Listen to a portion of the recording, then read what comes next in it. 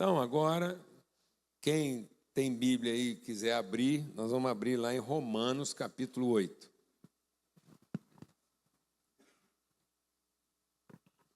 E aí vamos ver o que Paulo fala sobre empreendedorismo.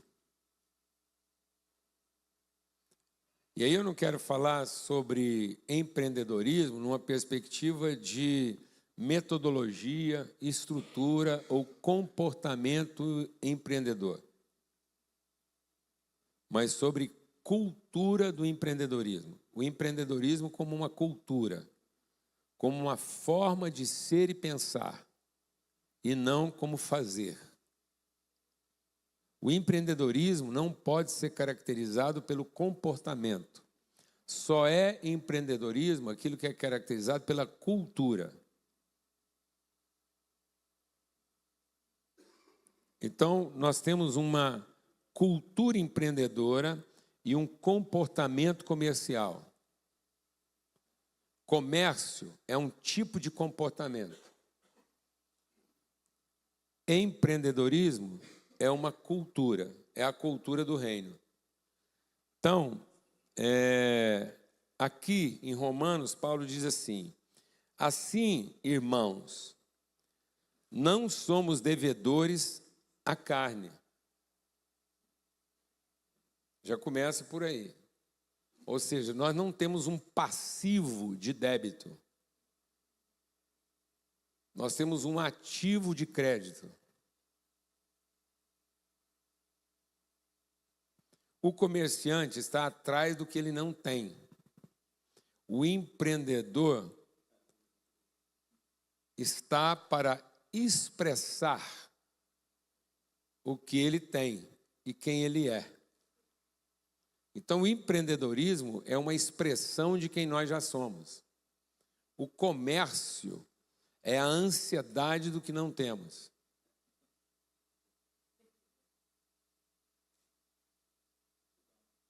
O comércio trabalha em cima de um passivo. Só é empreendedorismo se ele trabalha em cima de um ativo.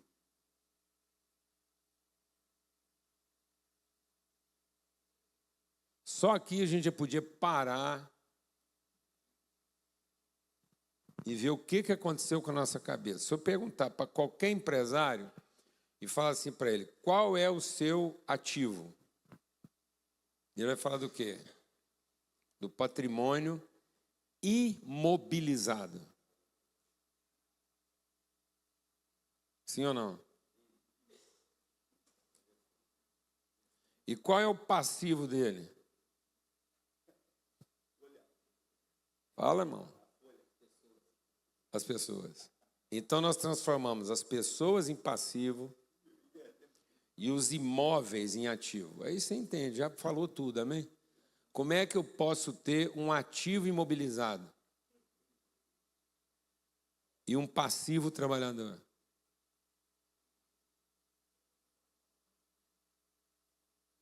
Isso é uma crise de identidade. Ou não? Está vendo como é que é uma forma de pensar? Olha o que aconteceu com a gente. A sua principal força de trabalho, você batizou de quê? Passivo. E o seu inerte, você batizou de quê? Ativo. Vai lascar, só o capeta para enfiar um trem na cabeça desse jeito.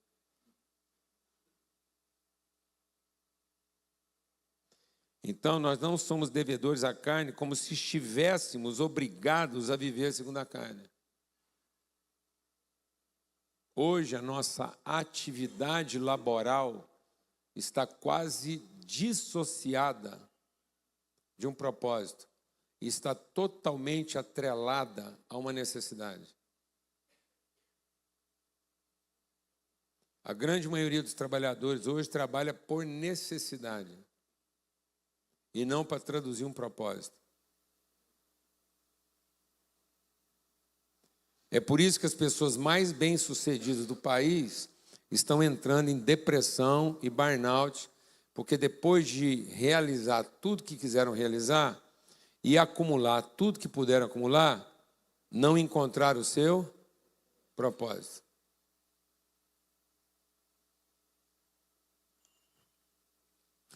Porque se vocês viverem segundo a carne, caminharão para a morte. Mas se pelo Espírito matarem, aqui Paulo está usando uma palavra que foi traduzida de forma meio elegante, mas nós vamos falar papo reto aqui.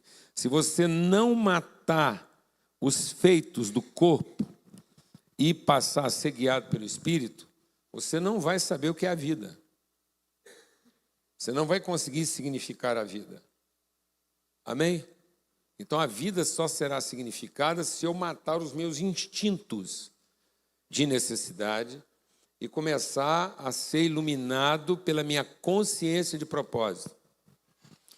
Pois todos os que são guiados pelo Espírito de Deus são filhos de Deus. Então não é todos que são ajudados. Deus não está aqui para te ajudar, mas para te orientar. O mundo não está precisando de ajuda. Quem ajuda é o capeta. Deus não ajuda, Deus orienta. O capeta só aparece para oferecer ajuda. O Espírito Santo só vem para dar orientação. Então a classe empresarial do mundo não está precisando de ajuda. Ela está precisando de quê? Orientação, saber qual é o seu propósito. Você quer lascar com uma pessoa? Ajuda ele fora do propósito.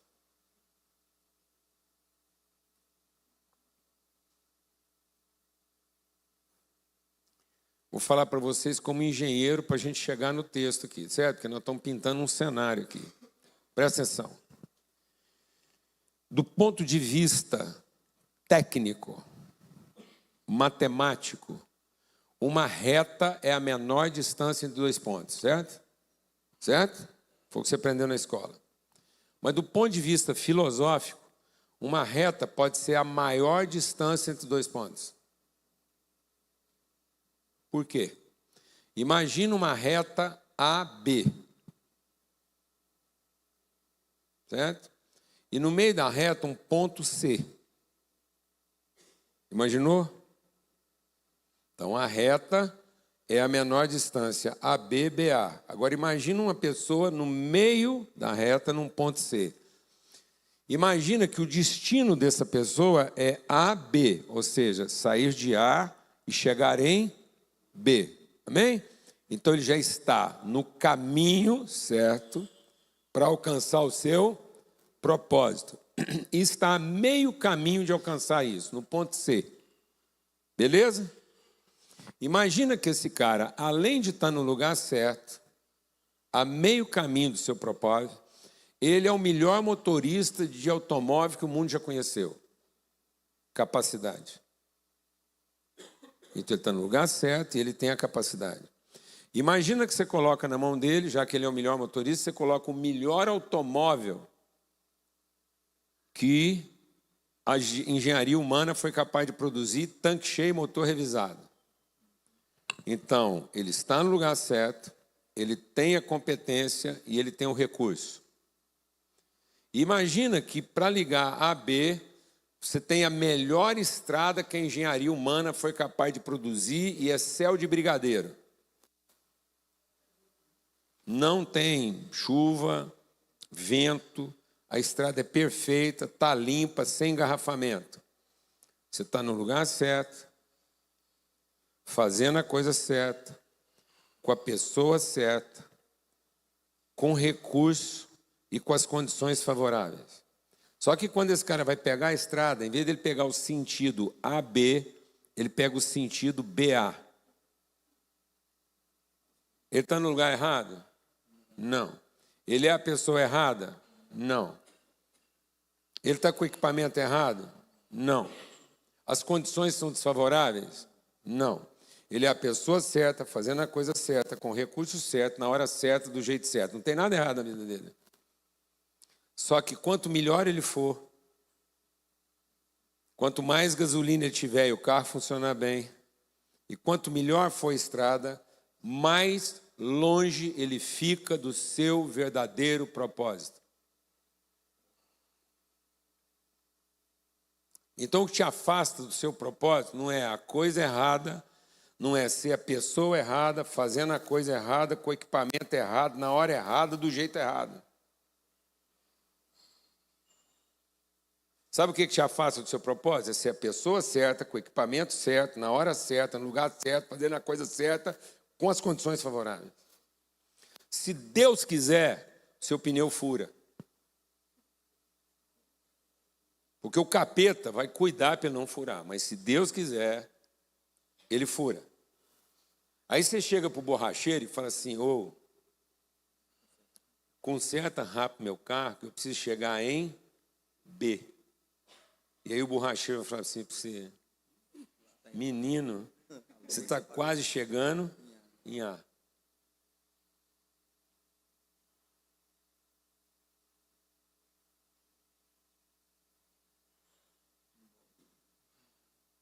Você está achando que foi o capeta que fez dar errado? Você está achando que foi ideia do capeta atormentar a vida de Jó?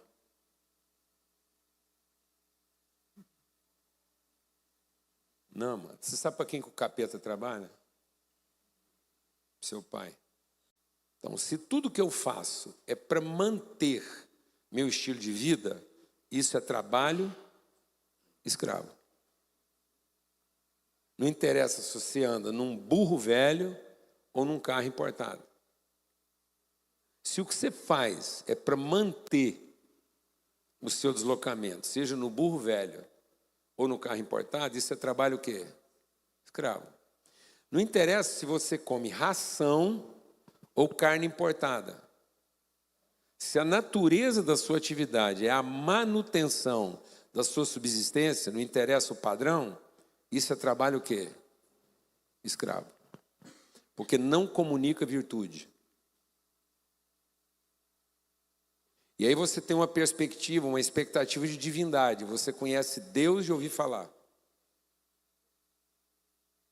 Mas você nunca viu quem Deus de fato é na sua vida. Porque até com Deus você trata numa perspectiva o quê? Escrava, do que você tem que fazer para Deus te recompensar. Por isso que a mentalidade do escravo é uma relação de causa e efeito. Por isso que toda vez que o Jó enfrentava um problema, ele tentava identificar uma culpa. E não uma responsabilidade. Está fazendo sentido ou não? Então, quando eu tenho uma expectativa escrava, tudo que dá errado, apesar de todo o meu esforço de dar certo, eu quero identificar o quê? Um culpado. Mas para o empresário, filho de Deus, toda vez que ele vê um problema, ele assume a responsabilidade. Então, quando Jó finalmente se libertou da mentalidade escrava, de tentar pensar causa e efeito, e entendeu que havia um plano eterno apesar das circunstâncias, ele assumiu a responsabilidade mesmo sem ter condições para isso. Amém, irmãos? Então o empregado lamenta. O filho assume a responsabilidade.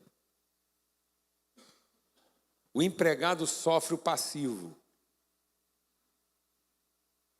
O filho dá direção ao ativo. Amém? Então, ou você pensa escravo, ou você pensa filho. Agora, existem várias e infinitas formas de pensar. Então, eu não tenho que ficar pensando a forma de pensar.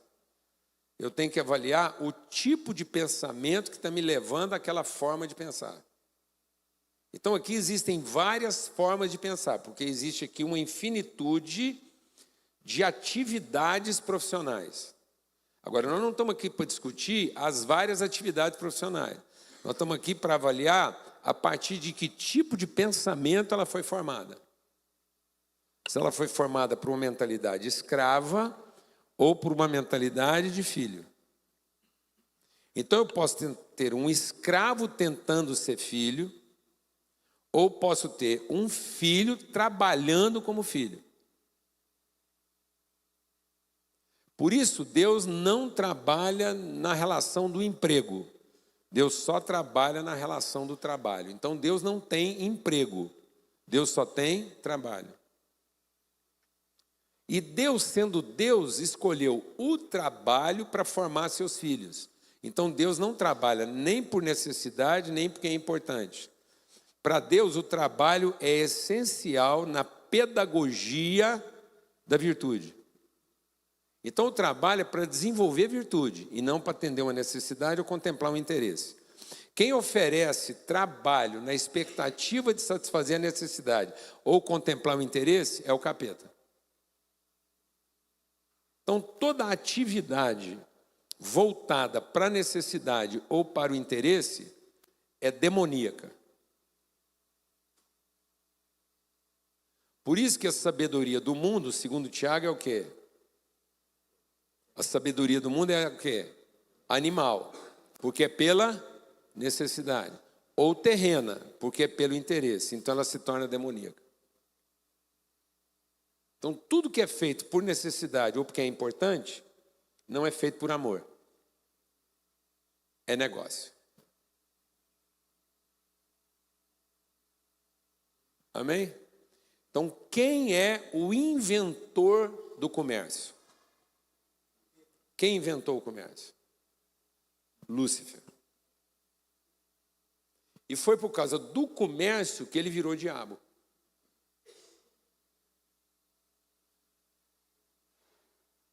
E ele inventou o comércio a partir de uma coisa errada? Não, ele inventou o comércio a partir da precificação do certo. Então o diabo não vai estimular você a fazer uma coisa errada. Para fazer uma coisa errada, basta ele te largar sozinho. Porque o errado é próprio do ignorante. O mal é próprio do mal entendido.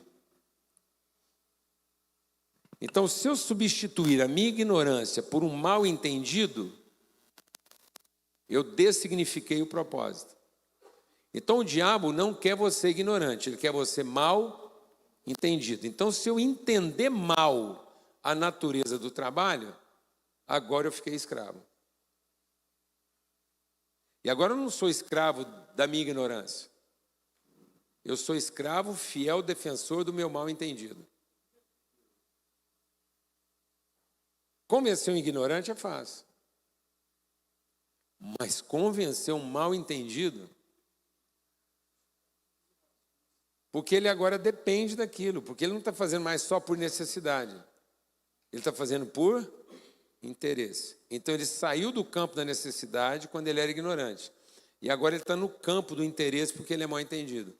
Mas ele não faz por amor porque ele nunca entendeu qual o propósito do trabalho dele, porque ele deixou que o trabalho dele ficasse no campo ou da necessidade ou do interesse.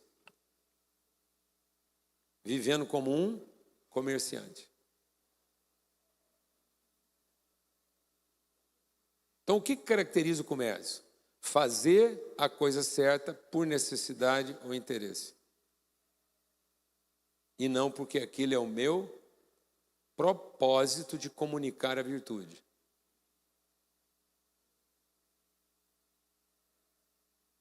Então, o comerciante, ele trabalha uma relação de causa e efeito. Por isso que ele trabalha no limite da sua margem de lucro. Porque a ideia do comerciante é lucro. Então, ele precifica a sua excelência. E ele nunca entrega além da sua obrigação contratada, por mais excelente que ela seja. Está fazendo sentido ou não? E aí a palavra de Deus diz que nada é mais inútil do que ser apenas útil. Então é Jesus que fala, você lembra quando Jesus falou? Jesus fala assim, ó.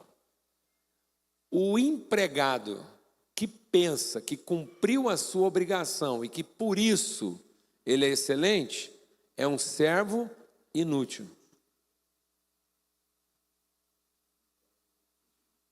Então, quem é um bom comerciante? Aquele que entrega no limite da sua obrigação. Quem é o empresário? O que agrega valor. Amém? Sem precificar. Glória a Deus, amado.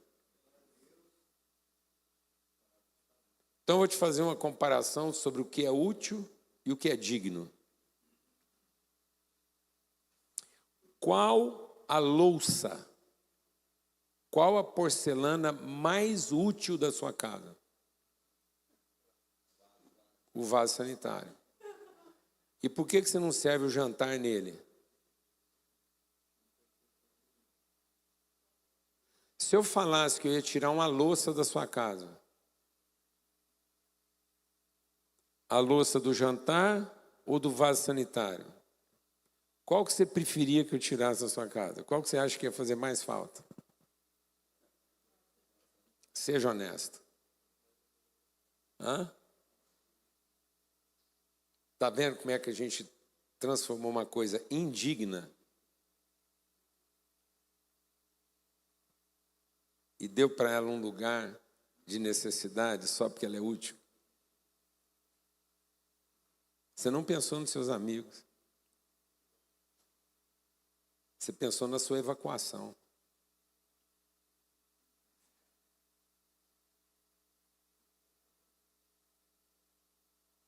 Sim ou não?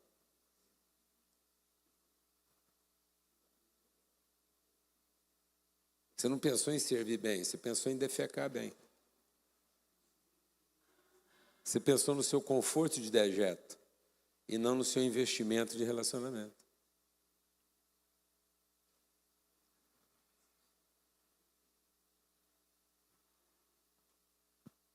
Está vendo como é que está na nossa cabeça?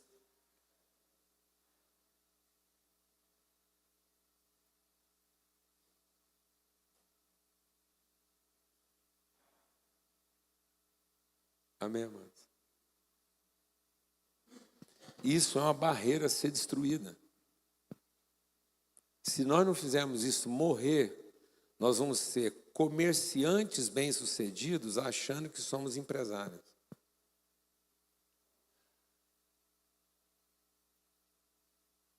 E exatamente porque ele é um comerciante bem-sucedido, ele chega num ponto que ele tem medo de perder seu negócio. Porque ele passa a depender dele. Aí você quer que Deus salve o seu negócio e não que Deus o oriente. Você não vai conversar com Deus para ele orientar seu negócio, para ele orientar a sua igreja. Você vai orar para que Deus a mantenha, porque você depende dela para sobreviver. Isso é grave. Porque o comerciante ele é um produtor de resultado. Mas o empresário é um gerador de processo. Então Deus te deu um negócio para gerar processo e não para produzir resultado. Se fosse para produzir resultado, Deus dispensava a gente e fazia sozinho.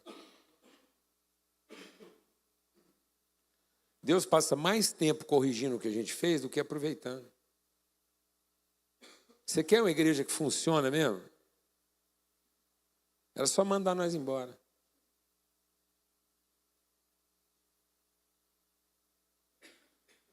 E Deus em tomar conta. Ele gasta mais tempo corrigindo o que a gente faz do que aproveitando. E por que Deus insiste nisso? Porque ele é um empresário e não um comerciante. Ele não montou isso aqui só para ver funcionar. Ele montou isso aqui e, apesar de não estar funcionando direito, é aqui que ele forma seus filhos.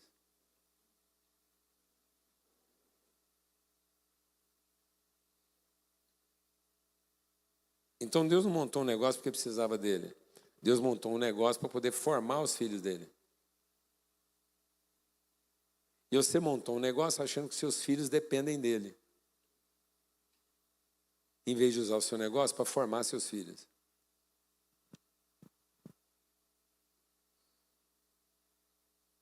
Glória a Deus, irmãos.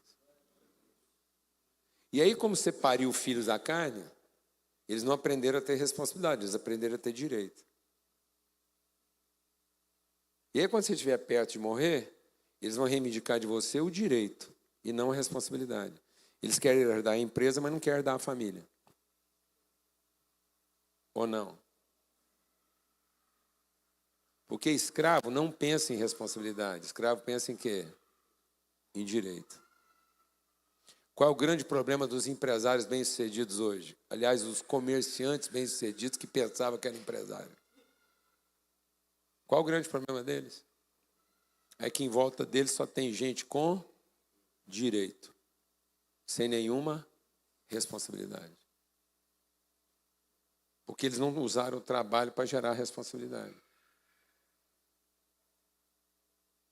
Eles usaram o trabalho para construir um passivo de direito.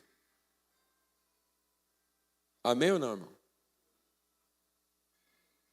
Então, o grande desafio nosso hoje como igreja é, nesse ambiente, transformar empresários em empresários. Só tem um jeito de você transformar empresário em empresário. É ajudar eles a parar de pensar como comerciante. Então, você não transforma um comerciante em empresário. Você liberta o empresário de uma mentalidade comercial.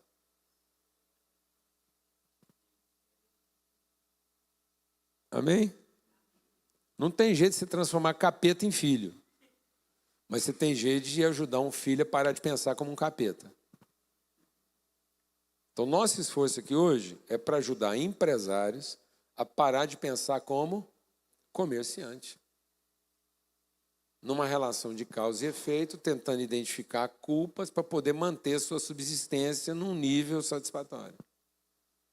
E começar a olhar para a sua empresa como uma formadora de processos e não como uma produtora de resultados.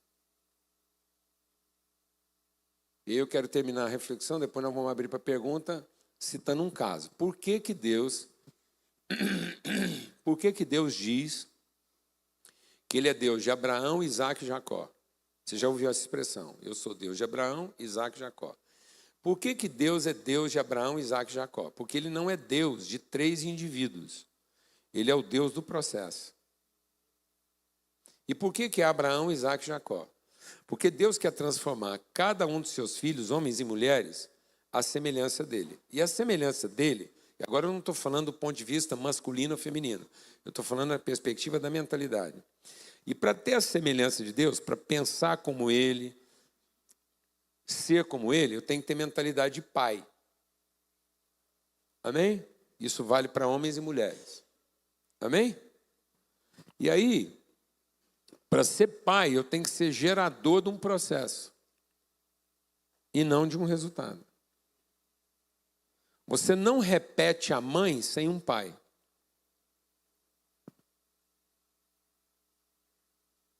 Então, uma mentalidade materna pode alcançar um excelente resultado, mas não vai gerar um processo sem uma mentalidade paterna. Então, todo mundo tem que ter coração de mãe na hora de produzir o resultado, mas tem que ter mentalidade de pai na hora de gerar um processo. Por isso que o mundo está escravo de uma mentalidade materna que gera filhos órfãos. Porque todo mundo aqui tem certeza de mãe. Então a maternidade é uma obviedade.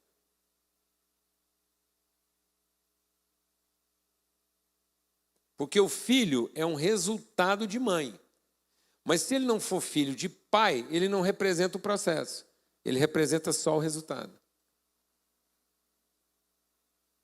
Está fazendo sentido para vocês ou não? Então, o mundo corporativo assumiu uma mentalidade o quê?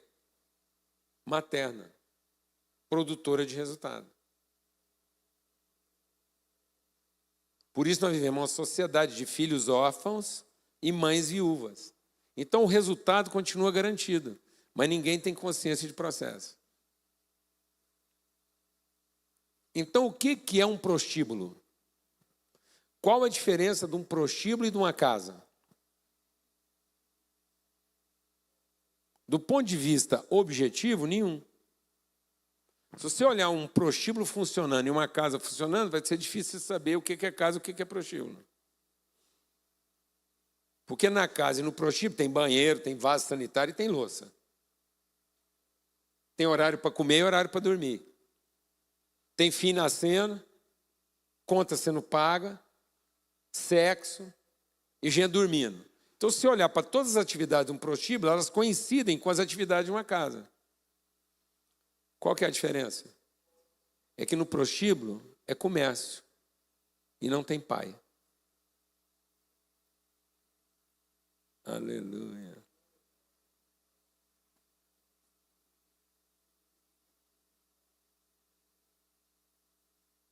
Amém, mano? No prostíbulo são todos filhos da mãe.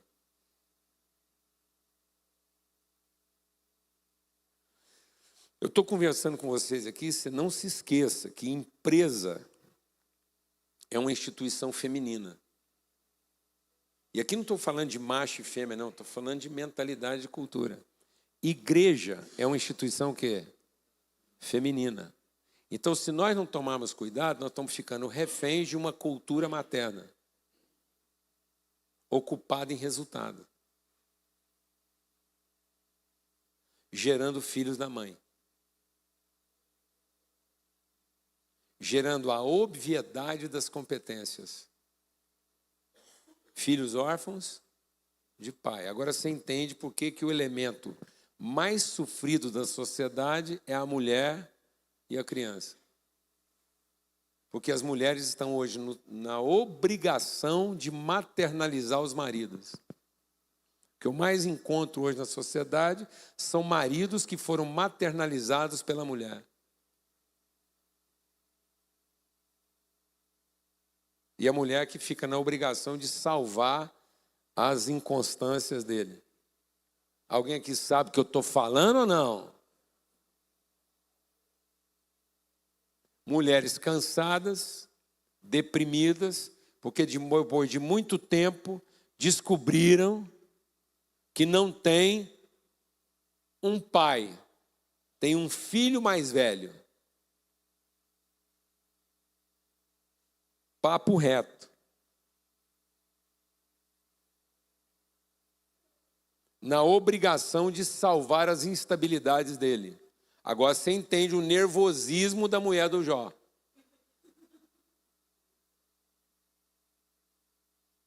Até o ponto dela preferir que ele morresse.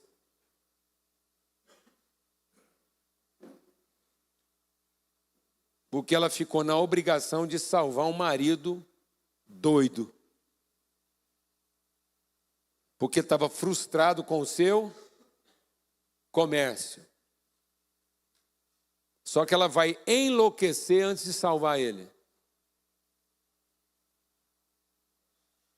Alguém aqui sabe o que eu estou falando ou não?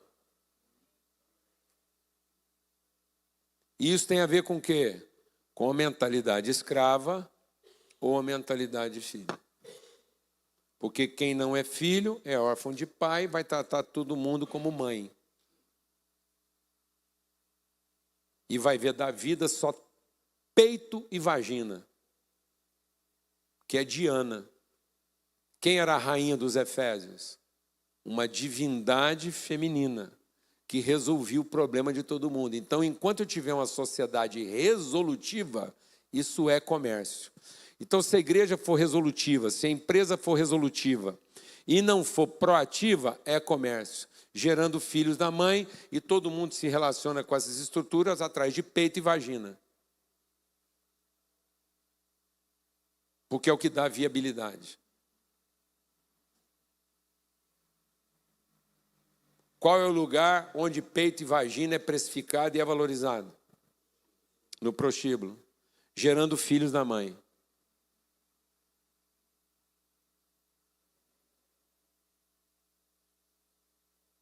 Quem sobrevive de peito e vagina? Criança. Por isso que enquanto o filho é escravo, em nada ele é diferente, enquanto o filho é pequeno, imaturo, em nada ele é diferente do escravo. Então, o que caracteriza a mentalidade escrava? A imaturidade de quem pensa a vida pela necessidade e pelo interesse. Por que nós estamos tendo homens infantilizados e mulheres sobrecarregadas?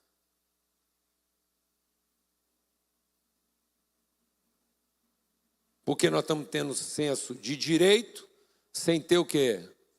Responsabilidade.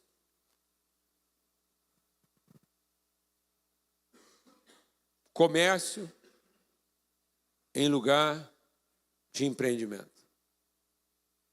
Comerciantes em vez de empresários. Amém? Então agora vamos para uma cena, que é uma história bem conhecida. E eu vou concluir e a gente abre para a pergunta. Então estava falando lá que Deus é Deus de Abraão, Isaac e Jacó. Porque Deus é Deus do processo. Por que ele é Deus de Abraão, Isaac e Jacó? Porque o Abraão só morreu quando Isaac virou pai de adultos.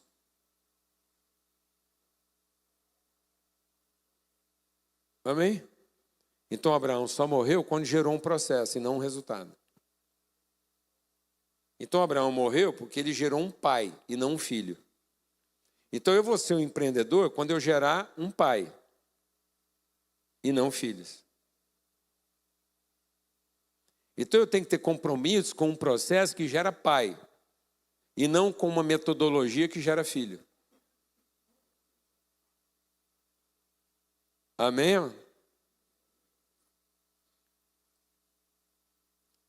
Inseminação artificial gera filhos, mas não gera pais. Por isso que tem muito comerciante inseminando as suas empresas artificialmente para produzir resultado. Hoje a forma mais rápida de produzir resultado rápido é híbrida. O que é uma cultura híbrida? Você pega as melhores práticas e metodologias, coloca dentro do seu comércio, produz um resultado fantástico em curto tempo, mas você não produz reprodutores.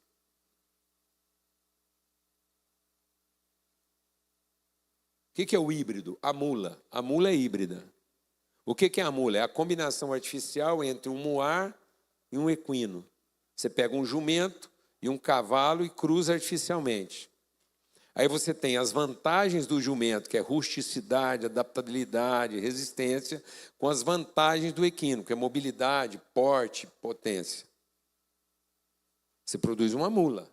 A mula é um resultado mais rápido e melhor do que um jumento e um cavalo. Qual que é o problema da mula? É estéril. Você pega um milho híbrido.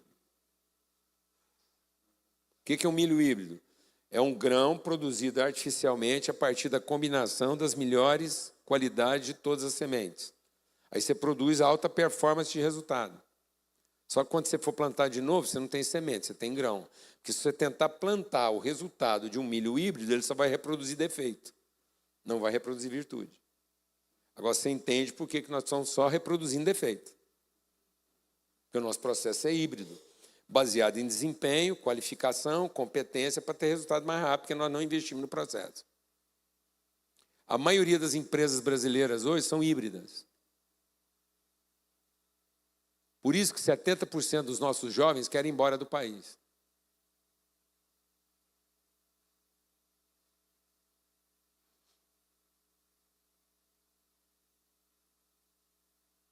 Amém? O que fez um homem perder a sua alma? É que ele plantou, Deus abençoou, ele colheu muito. Só que quando ele colheu muito, ele falou assim, vou aumentar o meu celeiro. Celeiro é o lugar que você guarda o quê?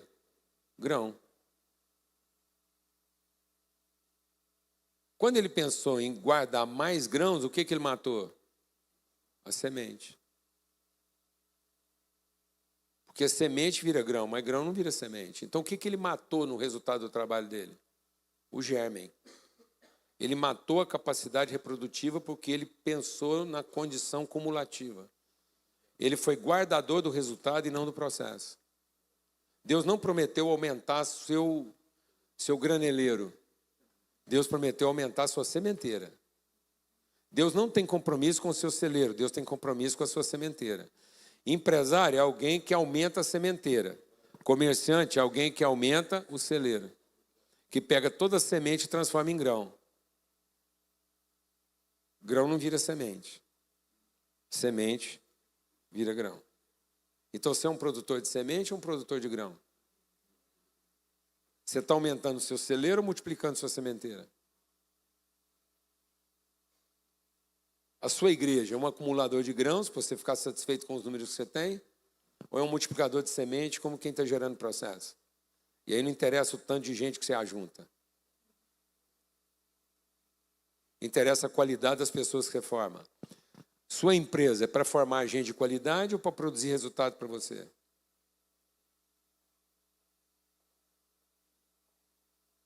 Seu ministério é para você ficar satisfeito com os números que você reúne ou para você ter convicção que você está formando gente que resolve?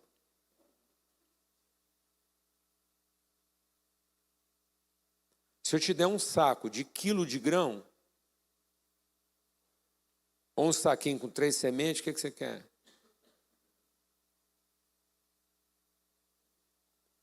Pensa a latada que o Brasil está entrando. Nós somos hoje recordistas na produção de quê? De quem nós compramos a semente? De quem fica com o nosso grão.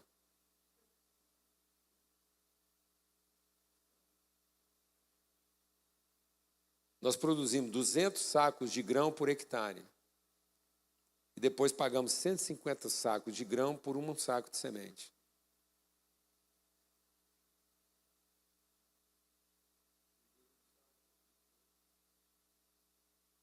Nós estamos formando o que nesse país? Bem remunerado.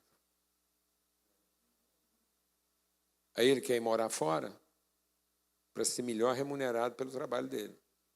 Aceitando morar num lugar onde ele vai ter vez, mas não vai ter voz. Ele vai para lá esterilizado, porque é o que todo mundo fazia com escravo. Ele tem capacidade produtiva, mas não tem qualidade reprodutiva. É o que Babilônia fazia. Então, Babilônia garante o resultado e sequestra o processo. Deus quer garantir para você o quê? O processo, independente do resultado. Aí você virou um empresário. Aí Deus tem compromisso com o seu negócio. Enquanto comerciante, quem tem compromisso com o seu negócio é o capeta para fazer você ir bem, para a sua frustração ser maior.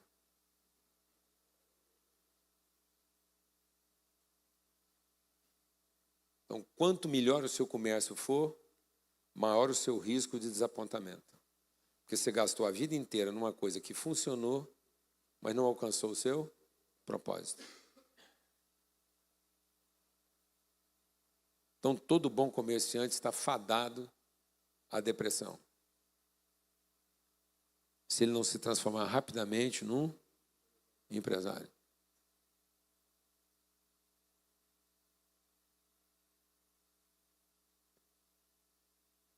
Isso vale para todo mundo. Voltando para o Elias. Então, Deus, às vezes, vai estimular você a ir no limite do que você pensa e do que você entendeu. Para que você, desapontado, comece a prestar atenção no que Ele quer te falar. Amém? Amém? Então, às vezes, Deus vai investir no seu negócio a tempo de te salvar. Para você poder fracassar num lugar seguro. Amém? Então, o ambiente espiritual não é para eu ter sucesso, é para fracassar com segurança. Para eu ser liberto das minhas expectativas a tempo de ser transformado no meu entendimento. Quem fez isso? Deus. Fez isso com quem? Com Jó. E depois ele fez com Elias. Então, ele mandou o Elias fazer um serviço. E deu poder para o Elias. O Elias, você aqui está meio bagunçado. É muito profeta de Baal. O per capita de profeta de Baal aqui está grande. Nós vamos inverter essa per capita. Amém? Vou te dar uma igreja do fogo, do poder e do sucesso. Vou te ensinar a fazer um culto que não vai... todo mundo vai converter. Aí ele lascou o Elias lá e ele ficou até irônico. Ele cresceu, abusado. Falei, não, gente, junta aí, reza. Nada parecido com o que a gente vê hoje. Culto ostentação. Aí o Elias inaugurou o culto ostentação. Provocou a capetada tudo. Falou, chama. Será que seu Deus não está viajando? Aí depois, na hora da celebração, ele foi mais abusado ainda. Foi, eu vou descer fogo do céu, mas primeiro vocês vão molhar o altar. Joga água. Aí ele desceu o fogo do céu, lambeu o altar. Ele pegou, pediu ajuda lá de uns funcionários, matou 300 profetas de Baal, aniquilou a concorrência. Só ficou ele no comércio. Só a loja dele ficou em pé. Só a loja do Elias entregando o produto que ele tinha para entregar. Aí a mentalidade senhora do processo, a dona da cultura, falou, avisa lá para o Elias que eu vou acabar com ele. Porque ele matou os profetas, mas ele não matou a mãe deles. Jezabel não era uma mulher cruel. Jezabel era uma mãe bem-intencionada, que virou mãe até do marido dela. Porque toda vez que o marido dela tinha um probleminha, chorava para ela de tarde, ela punha ele para dormir, ia lá e resolvia o problema dele, a hora que ele acordava, o problema estava resolvido. Jezabel era a mãe de todos os profetas de Baal. Alguém aqui está entendendo o que eu estou falando ou precisa ser mais explícito?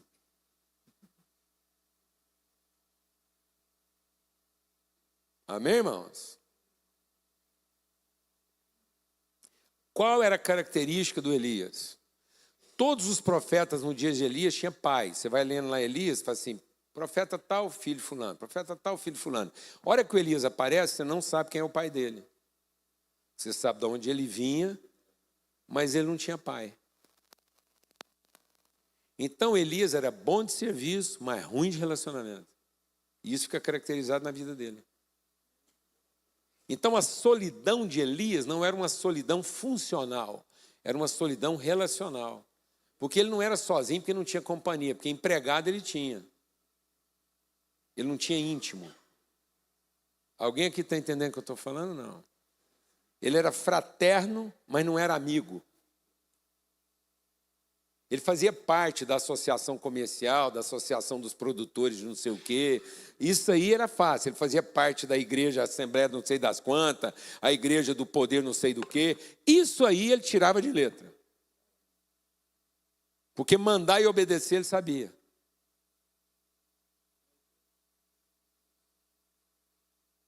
Aí Deus foi lá, pilhou Elias, para Elias ser bem-sucedido. Ser bem-sucedido no que ele fazia, para ele poder entender que mesmo sendo bem-sucedido no que ele fazia, isso não ia dar para ele o senso de realização que ele precisava. E aí, sendo bem-sucedido no que ele fez e acabando com a concorrência, sabe o que aconteceu com Elias?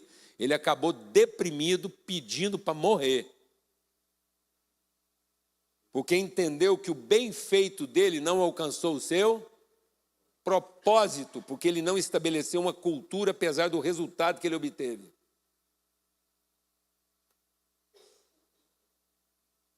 Aí Deus chamou Elias e falou assim, vem cá, eu vou te mostrar o que eu sou capaz de fazer. Terremoto, fogo, vento. Você viu o que eu sou capaz de fazer? Isso não é o que eu sou.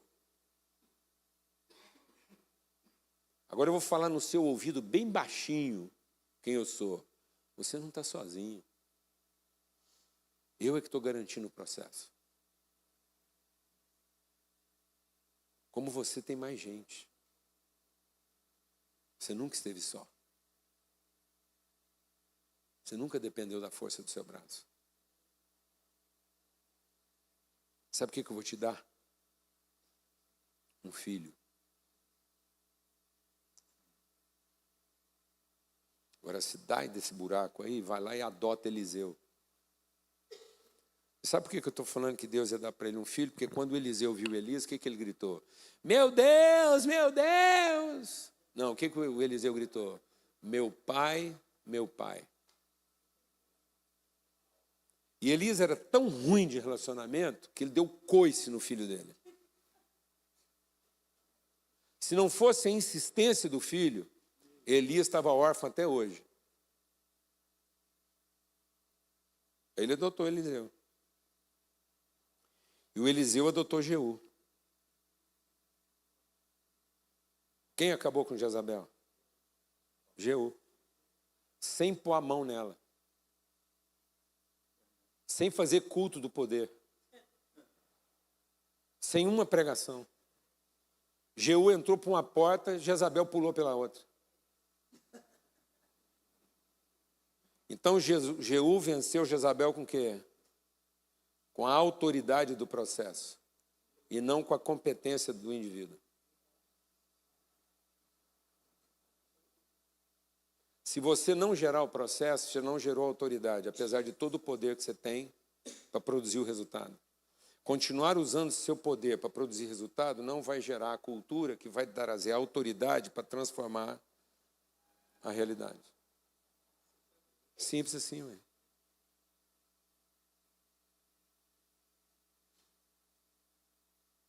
Faz sentido ou não? Agora presta atenção na sequência. Elias era profeta. Profeta. Profeta mata profeta. Mas profeta matar profeta não vai transformar a cidade. Aí Elias teve que adotar um empresário.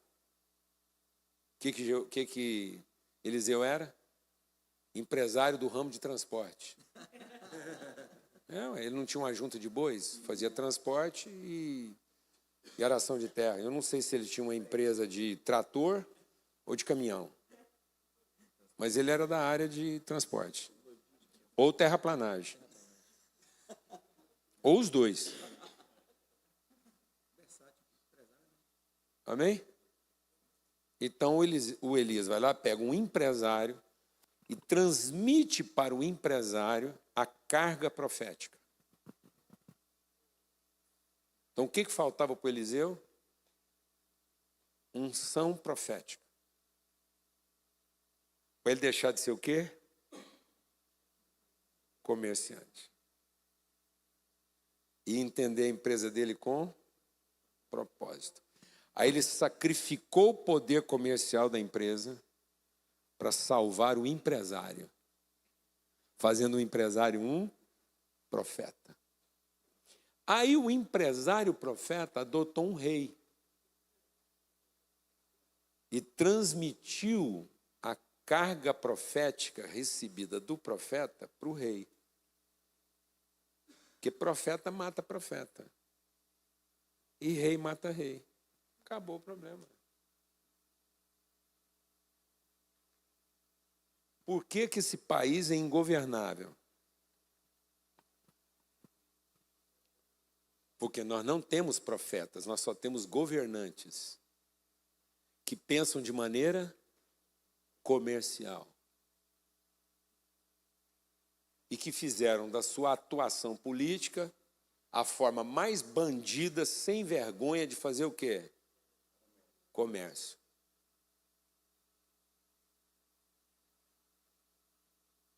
Como é que nós vamos transformar a liderança desse país? Através da igreja? Não. Através de quem? Dos empresários. Porque os maiores patrocinadores do comércio dos nossos governantes são os empresários. E os maiores patrocinadores do comércio dos nossos empresários são os pastores. Os pastores estão alimentando a mentalidade comercial dos empresários, os empresários estão alimentando a mentalidade comercial dos governantes. Ou não? Os empresários vêm na igreja para fazer o quê? Para ganhar visão de qual é o propósito de Deus? Papo reto, os empresários vêm na igreja para quê? Para pagar propina para Deus, para continuar tocando o negócio.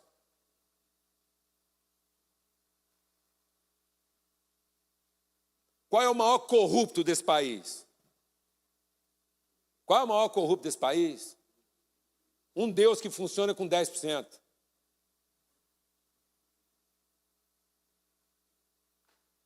10% é taxa religiosa, é remuneração de garçom, e propina de corrupto. Nunca traduziu compromisso com Deus. Só traduziu uma forma de ficar isento da responsabilidade. Ou não?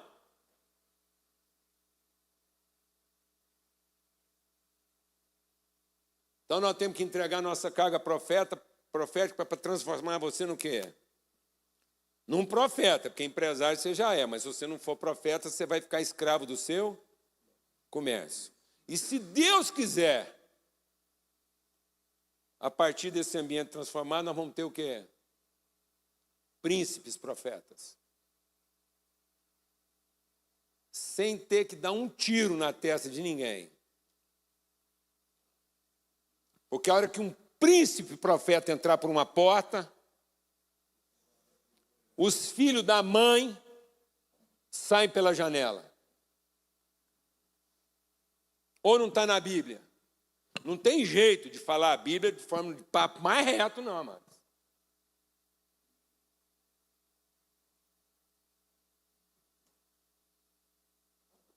Por quê que esse país está matando os profetas?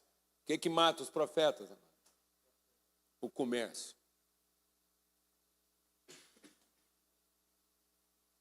Você acha que não? Está na Bíblia. Nos últimos dias virá o espírito de Balaão. Quem foi Balaão? Quem foi Balaão? Um profeta que nunca mentiu. Ele nunca mentiu. Ele só montou uma estrutura financeira e lucrativa para continuar pregando.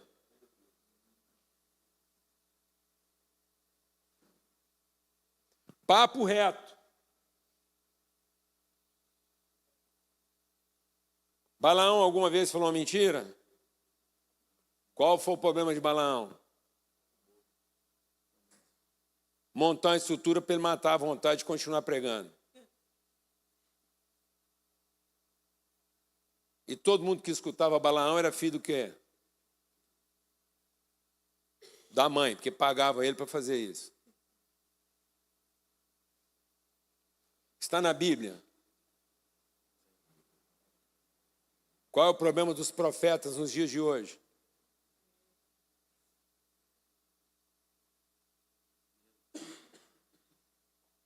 Transformar um lugar de encontro de empresários para gerar príncipes num lugar de quê?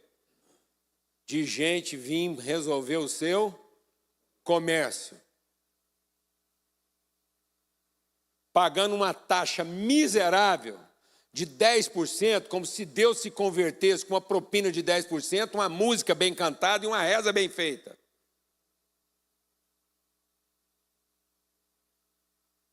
Amém, irmãos? É de ficar nervoso. Eu estou nervoso, não estou com raiva, mas nervoso, porque a gente tem nervo para ficar nervoso. Se não fosse para ficar nervoso, não tinha nervo. Em nome de Jesus. Onde estão nossos filhos? Sendo obrigados a manter nosso comércio? Ou recebendo carga profética de nós para se tornarem príncipes?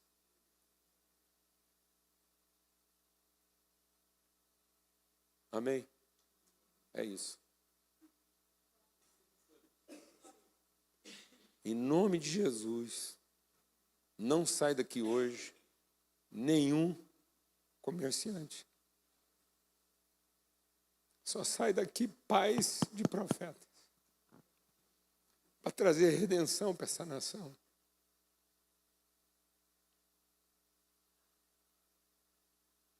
Homens e mulheres com consciência e compromisso de propósito. E não entregando a vida deles para sobreviver. Como se Deus tivesse compromisso com a nossa sobrevivência, como Ele tem com qualquer ameba. Se fosse pela sua sobrevivência, você nascia flor. Ou no máximo passarinho. Se fosse para escutar boa música, você nascia passarinho. Se fosse para ver coisa bonita, você nascia flor.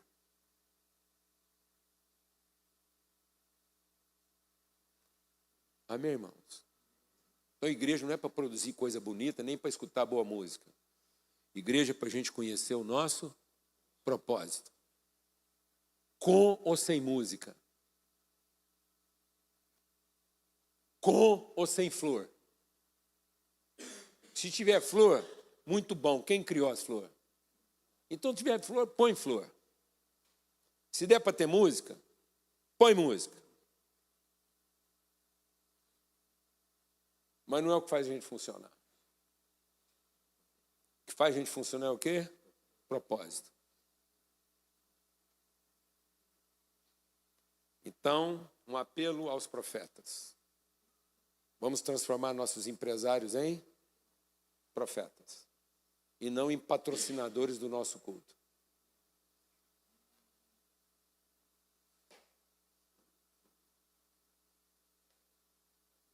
Para que os nossos empresários possam transformar nossos governantes em quê? Em profetas.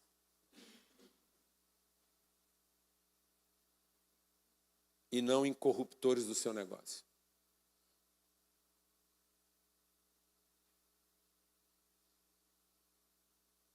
Amém? Em nome de Jesus. Amém. Se alguém tiver alguma pergunta, algum comentário.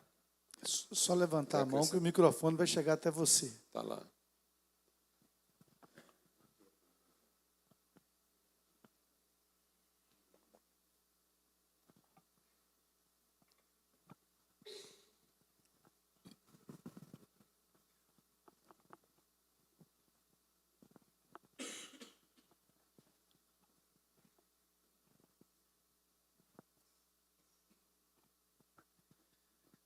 Ô Paulo, Oi.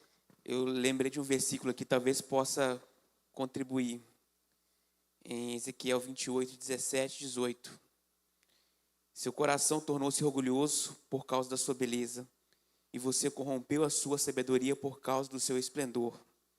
Por isso eu o tirei da terra, fiz de você um espetáculo para os reis. Por meio dos seus muitos pecados e do seu comércio desonesto, você profanou seus santuários. Por isso, fiz sair de você um fogo que o consumiu e reduzi você a cinza no chão, à vista de todos os que estavam observando. Está vendo? Então, o que está sempre associado à corrupção? Comércio. E eu conheço muito comerciante de sucesso, acreditando piamente que é empresário. Só porque teve sucesso no seu comércio.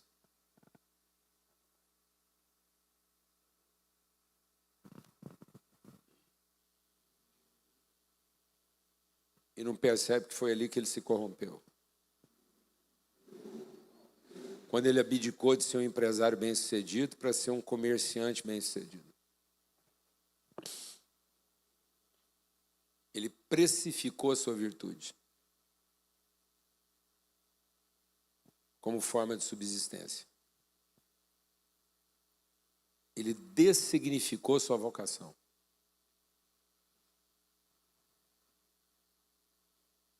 Ontem eu ouvi de um empresário jovem, anteontem eu ouvi de um empresário jovem. E é muito bom quando eu encontro um empresário jovem com espírito empreendedor. Eu falei, todo o meu esforço aqui na minha empresa é transmitir meu coração. Quem trabalha assim vai sempre além da sua obrigação.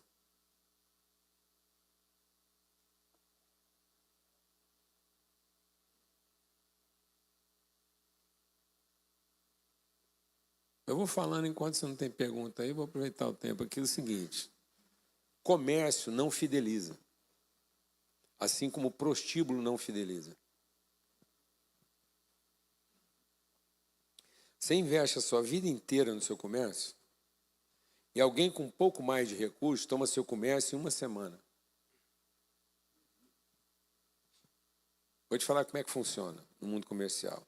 Você gasta a vida inteira para desenvolver um produto, deu a vida, chegou naquele nível de qualidade, trabalha isso comercialmente. Aí quem pagou o preço do desenvolvimento do produto foi você. Você que sacrificou a família, foi lá, mediu as variáveis e chegou naquele preço lá assim, integrando seu produto assim, no limite. Sim ou não? Aí vem alguém só com dinheiro. Só com dinheiro. Não sofreu um dia, está montado na grana. Aí ele vai lá e identifica seus melhores funcionários. Seu gerente de produção.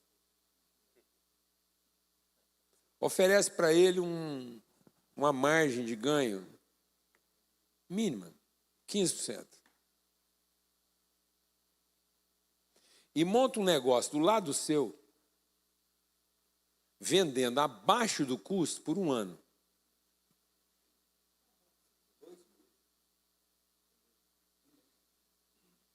E sabe por que ele pode vender abaixo do custo durante um ano? É porque ainda vai ficar mais barato do que o que você gastou para chegar onde você chegou. Pronto, aí. Então ele não está perdendo dinheiro, não, mano. Vendendo pela metade do que você vende, ele está ganhando dinheiro. O dinheiro que você gastou para entregar o produto para ele.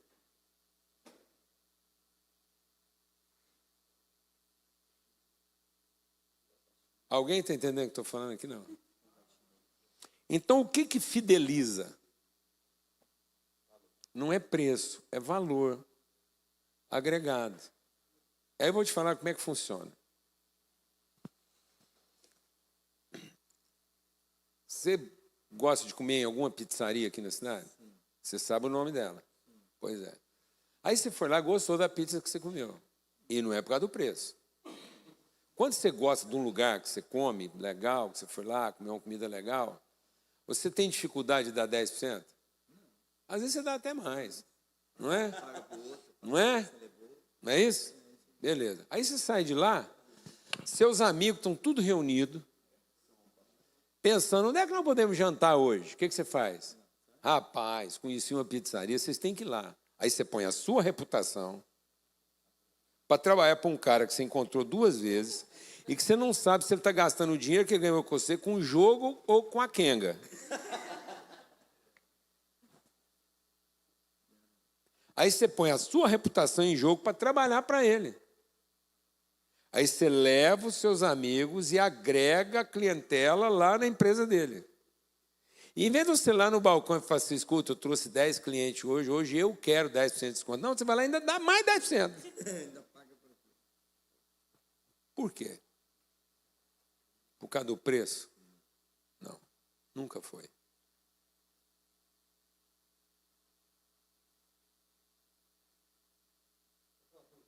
Preço não fideliza nem prostíbulo. Basta anunciar uma quenga nova entregando mais serviço pelo mesmo preço. Alguém entendeu o que eu estou falando aqui ou não? Isso funciona até com igreja, amados. Porque tem gente anunciando igreja hoje igual anuncia prostíbulo. Uma quenga nova oferecendo mais serviço pelo mesmo preço. Nem não estou falando de essas piadinhas que eles fazem aí sem graça de dízimo a 50%. É serviço mesmo. O que precisa ser transformado no nosso entendimento? Certo? Para entender o que é empreendedorismo, é uma solução matemática.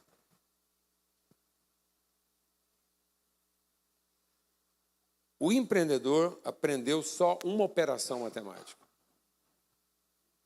Porque Deus só ensinou uma operação matemática. Multiplicar. As outras, quem inventou foi o capeta.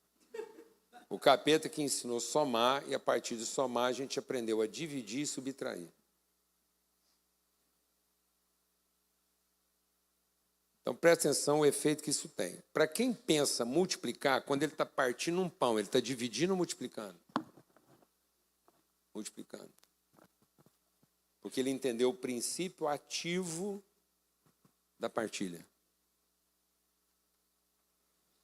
Quem só aprendeu a somar, ele está pensando o princípio passivo da partilha. Então, para quem soma, repartir é perda.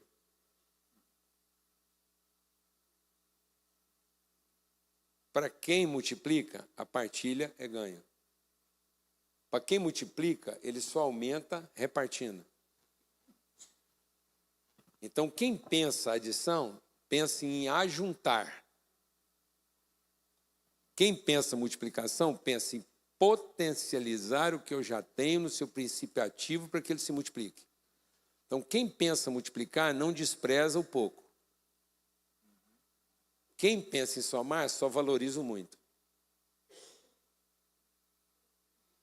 E quem soma, toda vez que está partindo, está dividindo ou subtraindo. Para quem multiplica, toda vez que ele está partindo, ele está aumentando. Então, vou explicar uma coisa para vocês. Se bênção é pizza, amém? Se bênção é pizza, quanto mais gente, mais pizza ou menos pizza?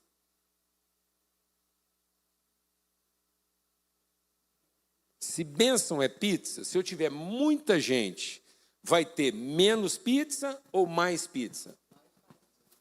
Mais pizza, se eu pensar que o fornecedor da pizza é o pai. Mas se eu pensar que pizza é a que eu compro, eu não quero tanta gente, porque isso vai significar menos pizza. A não ser para o vendedor de pizza. Amém? Por isso, para o vendedor de pizza, ele quer vender mais pizza e quer ter menos filho em casa comendo pizza. Então, para o comerciante, ele diminuiu o ativo e investiu no passivo, porque agora ele está achando que o sucesso dele está em cliente e não em filho. Então, o que aconteceu com a mentalidade comercial? Nós aumentamos a clientela e diminuímos a família. E os poucos que ficarem ainda pensam em direito.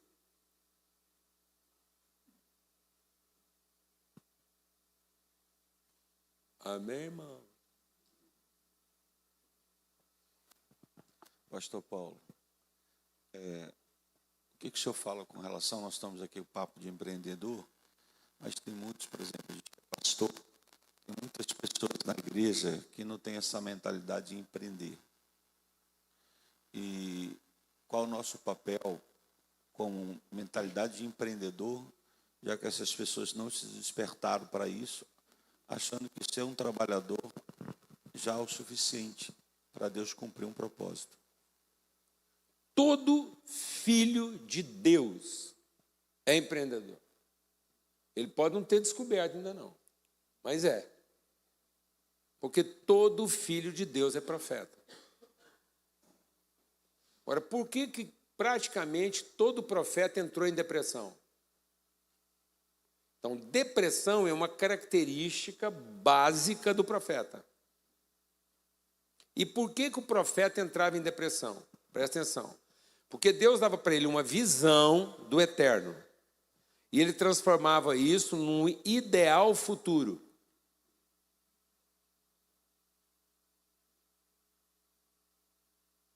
Então, o diabo, para criar o comércio, criou o amanhã.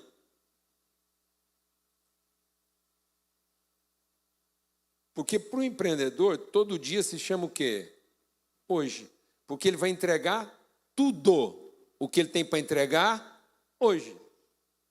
Quem guarda para amanhã? O comerciante. Porque o comerciante trabalha preocupado com o quê? Com amanhã. O empresário trabalha ocupado com o quê? Hoje.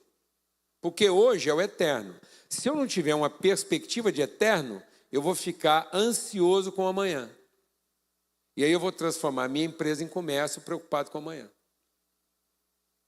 Eu vou guardar para amanhã. E o que eu guardo para amanhã vira o quê? Grão. Então, todo filho de Deus é profeta. Aí como é que você mata um profeta? Faz ele ficar preocupado com amanhã. Como é que você faz ele ficar preocupado com amanhã? Ele pega a visão que Deus deu para ele e transforma num ideal. Aí, aquilo que é a referência passa a ser a expectativa. Então, Deus deu para ele uma visão referente, para ele trabalhar o negócio dele com certeza de eterno e não com expectativa de futuro. Então eu tenho que investir no meu negócio com perspectiva de quê? De eterno e não com expectativa de futuro. Porque se eu transformar meu negócio em expectativa de futuro, eu vou estar preocupado com amanhã. E aí as circunstâncias da vida vão ficar fazendo com que eu me preocupe e não que eu me proocupe. E aí eu me torno um hiperativo pré-ocupado em vez de ser um proativo pró-ocupado. Então, o empresário está pró-ocupado. O comerciante está pré-ocupado. O comerciante é hiperativo. O empresário é proativo. Aí, se você tirar a perspectiva de eterno, ele tem uma expectativa de futuro. Por que o profeta ficava desanimado? Porque ele transformou uma visão de referência eterna num ideal de expectativa futuro. Aí as circunstâncias faziam ele ficar o quê? Desanimado. Amém, mano? E não desafiado. Entendeu? Então nós estamos trazendo para a igreja uma pré-ocupação e não uma pró-ocupação. E aí nós estamos transformando os nossos jovens em pessoas hiperativas e não proativas. A igreja hoje vive uma hiperatividade de gente ocupada com aquilo que, na verdade, não é essencial.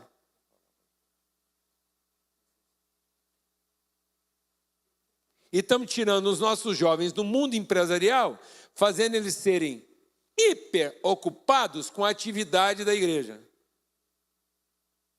Sim ou não, amados? Vai ler lá em Jeremias sobre a rainha dos céus. De novo, essa mentalidade materna. Quando Deus vem encontrar o povo dele, eles estavam adorando, eles tinham colocado uma rainha nos céus. Nada parecido, né? A mãe de Deus. E o que foi a consequência de ter colocado uma figura materna na divindade? Deus vem conversar, e aí ele vem conversar com os homens, mas quem responde são as mulheres. E aí Deus fala, por que vocês estão fazendo assim? Por que vocês colocaram essa entidade feminina no céu? Como é que funciona a igreja de vocês? Eles falam assim, a igreja aqui funciona o seguinte, as mulheres cuidam das atividades devocionais, reunião de oração, avivamento. Então as mulheres cuidam do rito. E os homens? Os homens pagam a conta. E os jovens? Os jovens fazem a liturgia. Nada parecido com os dias de hoje. Nada. Longe. Mas se um dia você ver isso, você vai lembrar do que eu te falei. Então é o seguinte, os homens pagavam a conta, as mulheres cuidavam da rotina e os filhos carregavam a lenha para o culto, liturgia. Aí Deus falou, assim que funciona. E por que é assim? Porque desde que a gente começou a funcionar assim, nunca faltou comida. Então o diabo nunca prometeu uma coisa que na verdade ele não ia entregar. Sabe qual que é a desgraça desse sistema? Funciona. Paga a conta. Eles falam, então a questão de vocês é não faltar comida e ter as contas pagas. Então eu vou falar uma coisa para vocês. Daqui por diante, nenhum homem será capaz de dizer que Deus é Senhor. Então quem sofreu a penalização? Os homens. E qual foi a pena dos homens? O silêncio. Porque o tempo todo eles foram omissos. Acreditando que tudo na vida era ter o problema resolvido.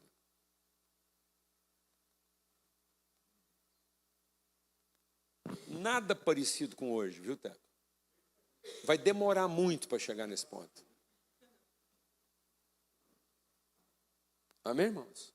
Filhos ocupados, mulheres hiperativas e homens omissos.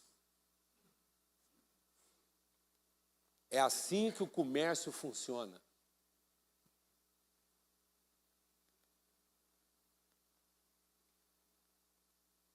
Você quer ter um bom comércio? Seja omisso quanto à direção de Deus. Faz tudo o que precisa fazer para funcionar. E isso vai manter seus filhos ocupados. O suficiente para eles não saber o que é o propósito da vida deles. Amém, irmãos? Obrigado. Acho que já foi, né? Pode falar. Eu queria falar para os presentes, muito prazer para quem eu não conheço, meu nome é Núbia, e esposa do pastor mais bonito do Brasil, e se por acaso passou pela sua cabeça alguma coisa assim, meu Deus, que palavra profunda, ou assim, acho que eu vou ter que ouvir de novo para digerir, ou assim, isso é metafórico, isso é literal, ou assim, Espírito Santo, me dá discernimento. Não fique preocupado, você não está sozinho. Amém. Tá? O negócio é profundo mesmo. Amém. E essa é uma coisa, porque ele é um profeta diferenciado mesmo, gente. Existe esse tipo de profeta. Quando ele fala de entrega, essa é a vida dele. Ele senta, entrega, assim, busca do Espírito Santo. Mas a minha pergunta agora para o senhor, nós temos aqui empresários que ainda não se posicionaram ao lado de Jesus, nunca convidaram Jesus para ser dono de Senhor, Salvador de suas vidas. Nós temos empresários aqui, amigos da igreja. Tem alguns que até já se batizaram, mas vivem de uma maneira que não resplandece o brilho de Cristo. Mas eu estou entendendo, e tem alguns que estão se esforçando. Não, mas isso é fácil de resolver. Espera um pouquinho, deixa eu terminar aqui. Deixa Deus falar o seu coração.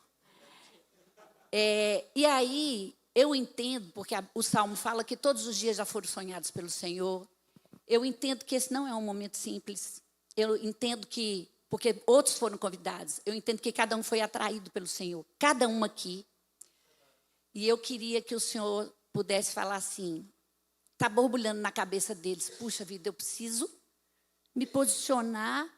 Porque primeiro eu não quero ser um escravo, não quero ser um comerciante, eu quero ser um empreendedor, quero ser empresário, mas eu quero ser profeta. Pastor Paulo, rapidamente, o que eu faço agora? Amém. Primeiro, você não precisa de nada.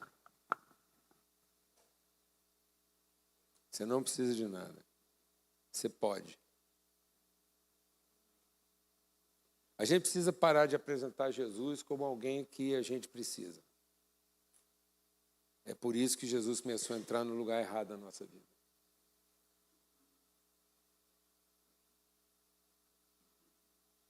Jesus não é a escolha de quem precisa. Jesus é a decisão de quem conhece. Enquanto Jesus for nossa escolha, nós somos Senhor dele.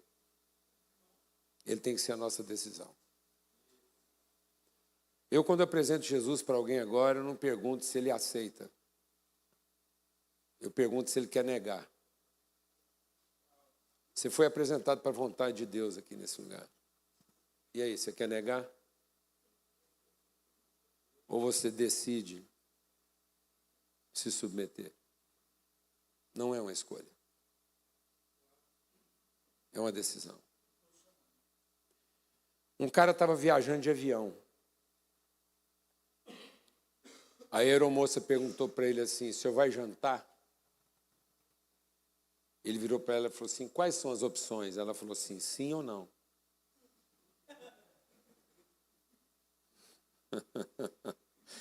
Às vezes a gente pergunta para Deus como se tivesse escolha. Não há escolha entre vida e morte.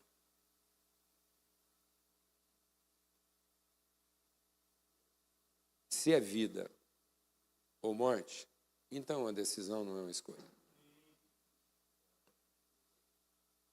Jesus não está te oferecendo a escolha entre vários estilos de vida. Jesus está te apresentando a responsabilidade de ter que decidir entre vida e morte. E isso você não precisa. Você pode decidir.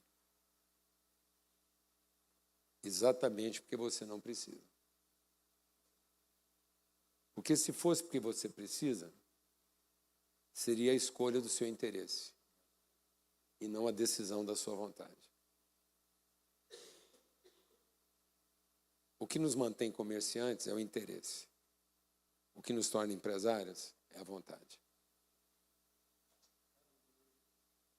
Então, hoje você tem que decidir entre viver de acordo com a vontade ou continuar existindo em busca do interesse. E aí? Você quer negar? Se não, bora trabalhar. Bora trabalhar. E tudo que você precisar de Deus, Ele não vai te ajudar, mas Ele vai te orientar. Amém? Sai daqui como um trabalhador.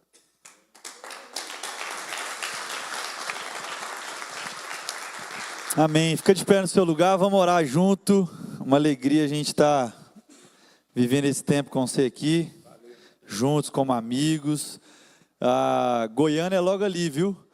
Para você que está querendo estar mais perto, enfim, Timóteo em Goiânia, Goiânia em Timóteo. Uma alegria essa manhã com empreendedores aí, trabalhadores. Vamos orar junto? Eu posso fazer um convite? Claro. Aproveitando que o Mateus está aqui, eu já conversei com alguns irmãos. Eu estou numa campanha.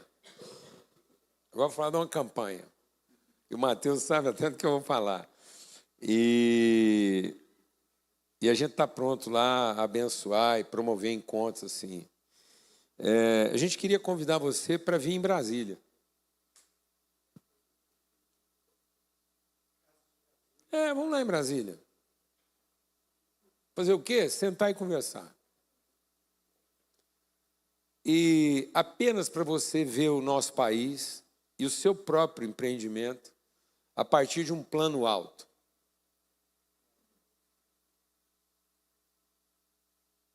Para quem sabe sentar um grupo de empresários aqui, lá em Brasília, para ver o seu negócio aqui a partir de lá. Como é que ele poderia afetar o Brasil e o mundo? Simples assim. Amém? Talvez você nunca vai sair de Timóteo, mas ver o seu negócio a partir de uma perspectiva de mundo vai trazer outra dinâmica e outra dimensão para ele. Por isso que quando Jesus quis falar para nós de negócio, ele já meteu o mundo na parada. Ele falou assim, seu negócio, sua empresa tem que ser boa em Jerusalém, Judéia, Samaria e até os confins da terra. Porque se você desenvolver uma coisa aqui que serve até nos confins da terra, ela vai ser boa aqui. Mas se ela não puder ser replicável nos confins da terra, então ela não presta aqui. Porque ela é viável, mas não é sustentável. Então, você olhar o mundo vai ajudar você a trazer para o seu empreendimento uma perspectiva o quê? Sustentável. E aí você vai ficar liberto de ter que trabalhar só a sua viabilidade. Agora eu vou falar como engenheiro. Posso? Seguinte, quando você vai estender uma cerca ou uma estrada, vamos pôr uma estrada. Para mim fazer uma estrada, quanto mais distante for meu ponto de visada, menor é a minha chance de desvio. Mas se eu colocar como ponto de visada alguma coisa muito perto de mim, há uma chance que eu comece a me desviar lentamente sem perceber. Então, talvez eu nunca vou chegar lá naquele ponto final que eu contemplei. Mas ele vai me orientar no meu processo para que eu não me desvie. Se eu começar a colocar desafios muito perto, a chance de eu me desviar fazendo a coisa certa é grande. Então, vem para Brasília, vamos ter essa conversa lá. Só para tomar café, comer pão com mortandela e você discutir o seu negócio numa outra perspectiva. Para você discutir seu negócio como se você fosse plantar ele na Indonésia, na África ou na Suíça. Amém? Só para te trazer saúde. Só para você perder o medo. Só para você entender que o que você está trabalhando serve para todo tipo de gente. Sabe por quê? Porque a qualquer momento Timóteo pode se tornar um tipo de gente que você nunca imaginou que ela se tornaria, como foi na pandemia. Então, às vezes, você está tratando seu negócio como se a cidade fosse ser sempre assim. Instantaneamente, ela pode não ser. Aí você criou um ponto comercial, em vez de criar um processo empresarial. E sabe o que mata o comerciante? O ponto comercial. Amém?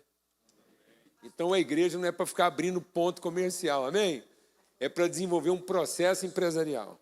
Fala novamente, porque tem gente que não vem à noite. Aí, Mas aqui está lá, ó. Tá vendo lá agora. Pronto. E sabe o que está matando o povo? A culpa. A culpa não deixa a gente transgredir. E quando a gente não transgride os nossos próprios limites, a gente se torna delinquente protegendo eles. Proteger os limites é uma delinquência. Transgredi-los é uma virtude. Amém? Glória a Deus. Amém. Vamos orar a Deus. Obrigado por essa manhã. Nos leva em tuas mãos, com o coração de trabalhador. Esse é o nosso desejo, Jesus. Sairmos daqui como trabalhadores que ouvem do Senhor, ouvem a tua voz, discerne junto com os teus amigos uma direção e vai, sem medo, sem buscar os nossos direitos, os nossos méritos, mas colocando o nosso coração e ouvindo o teu coração, nós queremos caminhar. Obrigado pela vida do Paulo Júnior, muito obrigado por essa palavra que nos desafia, que nos estica, que queima assim, muito daquilo que nós construímos, que temos construído. Nos livre, Pai, de gerar filhos estéreis, nos livre de fazer dos nossos filhos escravos, mas nos faz gerador de filhos do Senhor, cuidadores de filhos do Senhor, para que a gente continue a tua obra. Obrigado. Eu oro também para que o Senhor restabeleça a força do teu servo, onde ele pisar, onde ele tocar, que essa vida continue sendo esse semeador que semeia. E que a nossa oração seja que os nossos corações essa manhã seja terra fértil para aquilo que o Senhor plantou essa manhã. Essa é a nossa oração, em nome de Jesus, nós oramos, amém e amém.